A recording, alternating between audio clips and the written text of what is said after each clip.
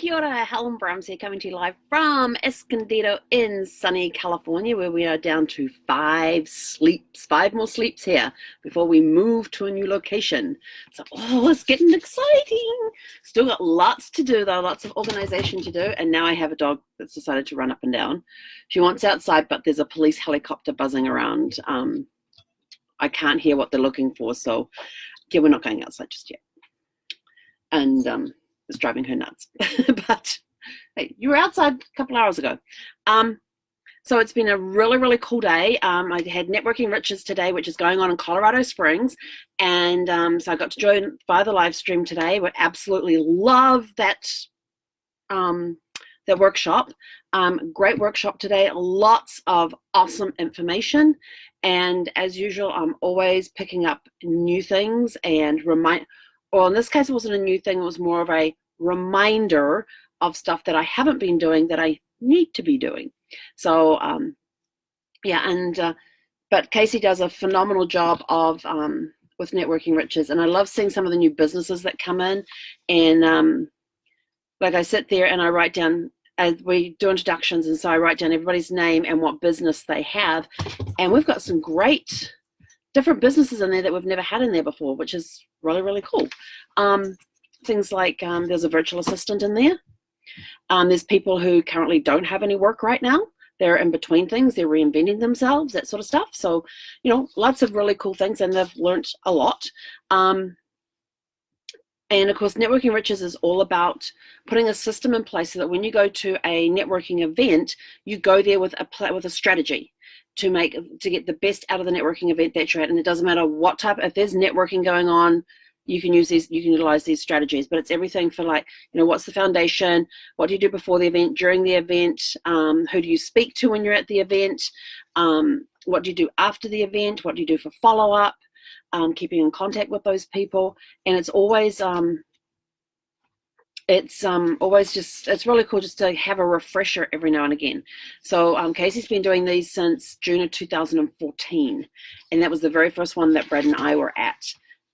Absolutely love Casey's workshop. He's so full of information, and sometimes you get some of the same stories over and over and over again, but that's okay, because I love hearing the stories about how he has learned different lessons over time and all of that sort of thing, and just hearing from other people with their golden nuggets and takeaways, and hearing how people have taken things that they've learned from previous Networking Riches and implemented into their business to help them grow. I'm always looking for different ways to grow, and things like learning. One of the things we learn in there is, what is your customer's lifetime value? And when you then go to an event, each business card that you collect, how much is that worth to you? Do you know your customer's lifetime value and how much each business card that you collect is worth to you? And it's not it's not just going in there and collecting business cards for the sake of business cards. It is qualified people that you are collecting business cards from. So how do you know who those qualified people are? You will have to go to the next Networking Riches to find out, because I'm not going to tell you. Maybe I will. But it's working out things like that. It is finding that turning point, increasing your confidence, so that when you go into a networking event, I'm an outgoing introvert. I haven't always been an outgoing introvert, but it took me a while to gain my confidence, and networking has helped me do that. The skills that I have learned in Networking Riches has helped me whenever I go into a networking event. Prior to doing Networking Riches, I would kind of sit back a little bit and just watch everything going on before I would even attempt to go up and start talking to people. But when I started learning the steps that we have here in Networking Riches, it helped me step forward and be that person that would, in fact, some of the stuff I was actually doing before I even knew about Networking Riches, things like, greeting people as they come in, forcing myself to step outside my comfort zone when I was going to networking events. So that took a while, but I got there now. But, doing things like when you get there, talking with the organizer, helping the organizer, just helping them set up, get there early, help them set up, something as simple as that. And then finding the influential people in the room to talk to, become the influential person in the room. How do you do that? You learn it all through Networking Riches. And I can't go into it because It took us all day to learn all of this. But it's a great workshop. You learn different techniques that help you get outside your comfort, that will help you outside your comfort zone to be confident when you walk into the room, that when you go in there, you've got a strategy. And when you have a strategy and it's crystal clear, it helps you get rid of some of those jitters that you get when you go to a networking event. I still get jitters going to a networking event. And I will admit there are times that even though I have my strategy and I walk in the door, there are times that my strategy just goes, and I'm looking for the nearest wall to go and stand against and just watch what's going on and not participate. So I still, even though I am an outgoing introvert, I still have challenges with that at times. It's just depending on how I'm feeling on the day as well. So there's times where I just want to become a wallflower and I don't want anybody to see me. And this is the craziest thing. And try it one time because it will work. Just try it one time. So there's days where it's sort of like, I don't feel like I don't want to talk to anybody. I want to go out there. I don't want to, and I'm just sort of like in a very antisocial mood, but I have to go out because I may have to go and get groceries, or I've got an appointment that I have to go to, and I'm sort of like, I don't want to talk to anybody. And all of a sudden when I'm driving in the car, I'm getting cut off in traffic. I'm getting people not giving way, not yielding when they're supposed to. When I'm walking through a supermarket, I got people almost hitting me with their shopping carts. In some cases, they do hit me with their shopping carts because that is the energy that I am putting out there, that I want to be invisible. And basically, I kind of do become invisible. People don't see me until they bang into me. And then there's days that I go out and it's like, right, I'm going to go out there. I'm going to talk to everybody that I meet along the way. And I'm going to put on my super fantastic sparklingness and just shine. And all of a sudden, all the lights are turning green. I'm not getting every stoplight all the time. There's always breaks in traffic when I come to an intersection. The parking space is right there outside the door. I go into the supermarket. People are getting out of my way. I'm at the supermarket at the right time of the day because there's virtually nobody in there. And when I do meet up with people, they get out of my way.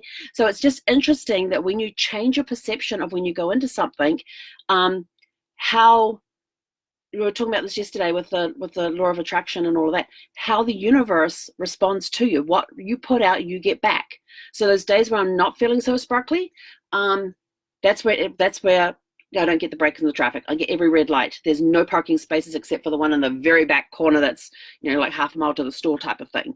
I get people banging into me. I get cars almost running over me. I get cars cutting me off and all that sort of stuff. So so when it comes to doing a networking event, how am I going into that event, getting the mindset right? This workshop and Networking Riches helps you get the correct mindset for when you walk in the door. And who do I talk to? What do I do when I get to the event? What do I have to do as sort of like as a pre-work before getting to the event that's going to make it a successful event for me? So very, very good course. Great day today. Tomorrow is the hush behind the scene. Unless you're involved with it, you can't find out what happens. But basically, it's our mastermind day. They get to people get to see some of what it's like to be in part of a mastermind. We put people on the hot seat. They come in with a breakdown in their business, and we all help pitch in to help them solve it, to come up, look at it from different angles and that sort of thing. And we don't get to talk about any of what we saw that day because it's all whatever's said in the room stays in the room. So then we had a break for lunch. And so I got up, I made my lunch, I put it on the table here. I went to have a drink of water and realized my bottle was over on the counter because I had just filled it up. So I got up, and it's all of 3 steps from my dining table to the counter. And Zephy was asleep on the couch. I walk across those 3 steps. I pick up my water. I turn around. The dog is on the seat here, sniffing at my lunch. I'm sort of like, off. And she immediately, I just looked at her, what are you doing? No, off. And she just immediately turned around and jumped back down again. So she almost had my lunch. Had I taken longer at the counter, she probably would have had a mouthful of some turkey and some greens and cheese. And yeah, she would have had a very good, yummy lunch, and I would have missed out. So yes, so we foiled her on that one. And so we went out for our walk earlier and got back, and I thought, what am I going to watch? So I decided to watch Mrs. Bouquet again, my Keeping Up Appearances, and I came across an episode I have never seen before. And so in Keeping Up Appearances on this one, it was a Christmas special done one year when Hyacinth and her husband Richard go on the QEII for a cruise. What they don't know is that her sister Rose with her husband Onslow, who Hyacinth cannot stand because he all he does is sits on his bum in front of the TV, smoking and drinking, and that's basically his day. And he's always there in an undershirt, never nicely dressed or anything else. And so they're on the cruise ship, and Rose and Onslow are also on the cruise ship, but and they get shown around or behind the scenes on the cruise ship as well. Richard and Hyacinth originally missed the ship. Which is just, they then have to fly to Copenhagen to then connect up with the ship, and so Daisy and Onslow are getting the royal treatment on board the QE2, and they're part of the first class guest because he actually won a cruise. But of course, Hyacinth sees him coming down a ladder from a lifeboat because he wanted to see what it was like inside the lifeboat, and thinks that they're stowaways. So now they are in the process of trying to locate them on the ship. So they're dressed in disguise. Their disguise is jogging suits, because anybody jogging around a ship, that's not suspicious at all. What really cracked me up is that, remember, they're British, so they open the door to come outside. She puts her head out. Hyacinth is wearing a Minnesota Vikings baseball cap. I just cracked up laughing. I was just roaring with laughter about this whole thing. With she had a burgundy jogging suit on. The two of them are then jogging. Richard and Hyacinth are jogging all over the ship, through games that people are playing, through the dining rooms, banging into people, all while they're looking for Daisy and Onslow. And it is just absolutely hilarious. It's one of the funniest episodes I've ever seen them do. So I haven't quite finished watching it yet, but I think I've got like 10 minutes left. But they've just seen them being sat at the captain's table, where Hyacinth thinks that she was supposed to sit. And of course, when she turned up at the dining room, she was told that she couldn't sit in that one because she wasn't in that one, because this was for first class passengers. Well, this is a woman who thinks that she is the cream of the crop. She thinks she's a local celebrity in her community. And to be told that she is not first class, oh my gosh. Yeah, and then to see her sister, who is definitely not first class, but they dressed them up gorgeously, sitting at the captain's table, she was not impressed at all. So so I am thoroughly enjoying that episode, and it's one I've never seen before, so I think it's quite hilarious. It's like one of the best ones I've ever done. And then the other thing I've been getting a lot of questions about too is, what is a group cruise? So people have been asking me about group cruises and stuff, and this is cruises where groups of people get together. You could be from a club, it could be from an association, it could be just family getting together for celebrations like birthdays and anniversaries or graduations, family reunions and all that sort of stuff, and getting together on a cruise ship. And so people go, oh, but do you need a lot of people for it? No. To be considered a group on a cruise ship, most of the cruise lines are 8 cabins with at least 2 people in each cabin. So you're talking 8 cabins, double occupancy, 16 people. We did a cruise in 2010 for, oh my gosh, that was 10 years ago, for our family. And there was a nephew turning 13. There was a niece doing with her sweet 16. We had Brad's youngest one had turned 21. We had what else did we have? We had 2 50th birthdays, a 70th, a 60th.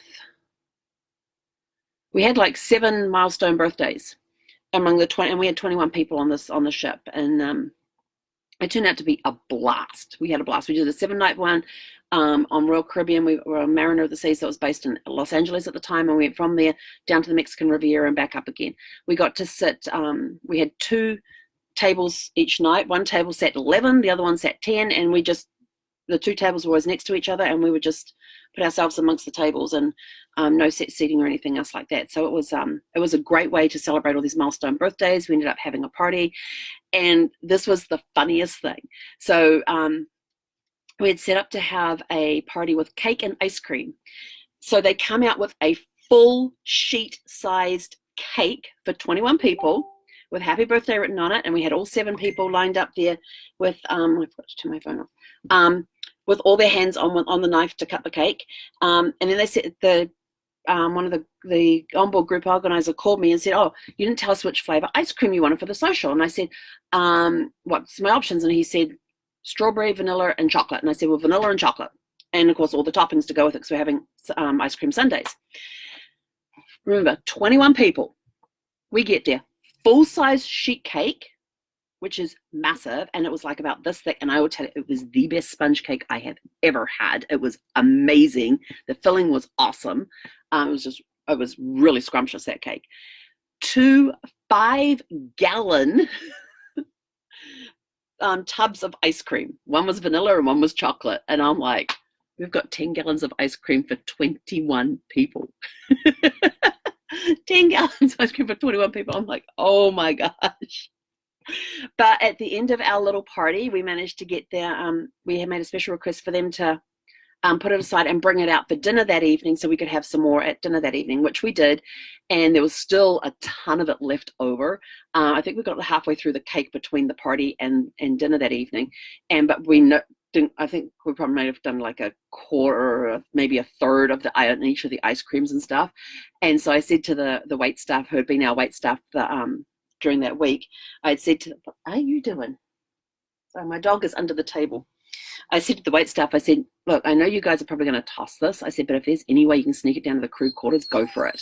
I said, because you guys have handled the whole thing all the way, and so you know what your standards are and everything else, but if you guys want to sneak it down to the crew quarters, we have no issue if you do that. And they were like, thank you. So we don't know if they actually did or not, but it was really good cake. It was good cake. But yeah, 10 gallons of ice cream for 21 people. That was hilarious. So we've been putting together group sailings this year for people that are celebrating milestone birthdays. I've been getting a lot of those. I've got a family reunion coming up. I've got some coaches who are looking at getting out of the hotels and onto cruise ships.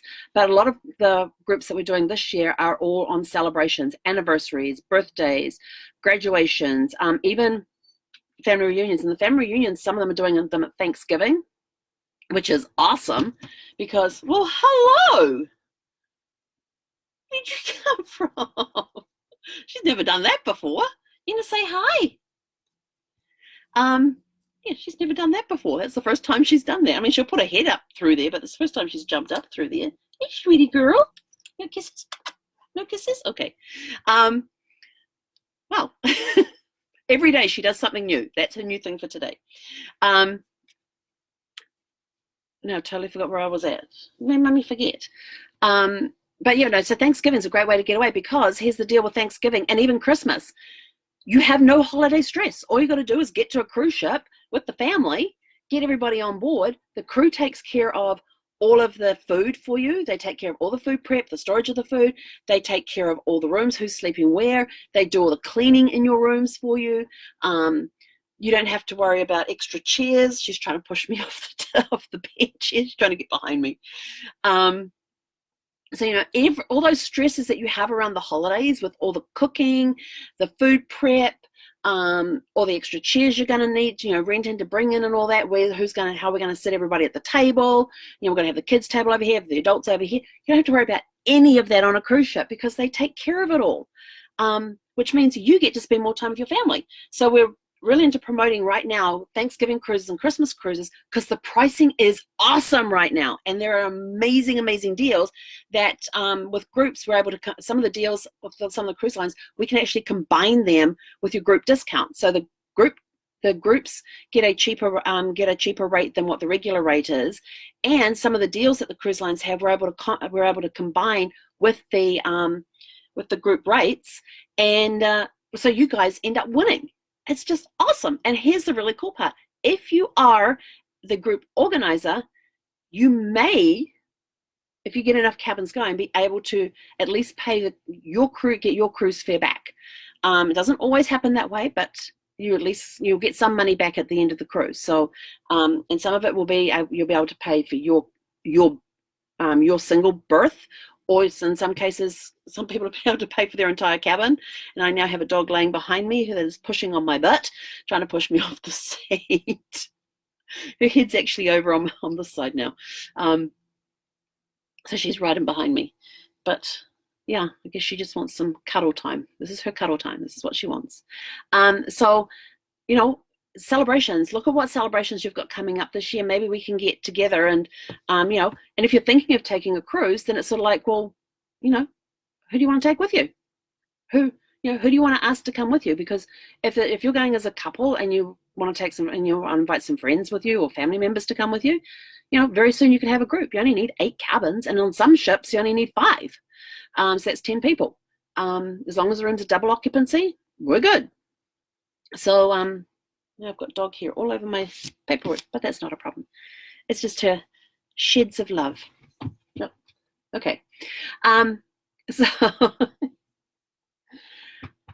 she amazes me every day, I tell you. So if you're interested in finding out more about doing a celebration on board a ship, then give us a call, family reunion, all of that sort of stuff, then just private message me. We'll get you taken care of with that. We'll go through all the ins and outs. But right now there is some amazing, amazing deals coming up. And because it's what we call wave season right now. And this is the time of year when most people are booking their vacations, especially into summer. So if you want Alaska, time to get in is right now. Thanksgiving, Christmas, get in right now because the rates are really cheap. With the group rates, once we get the group booked, those rates are locked in. If the cruise line should drop their prices below the group rate and it's before the last payment, we can actually talk to the cruise ship and say, could we drop the price, please? And they will do that as long as final payment hasn't been made. So lots of great stuff. So that's it from me. I'm going to go. I don't hear any police helicopters overhead now, so Puppy's probably is wanting out again. So I'm going to go take her for a quick walk and then finish off watching the rest of Mrs. Bouquet's Christmas special on board the QEII. And we'll see how that goes. Have a super fantastic sparkling evening, and we'll catch you tomorrow. Hei konera. Right, you ready?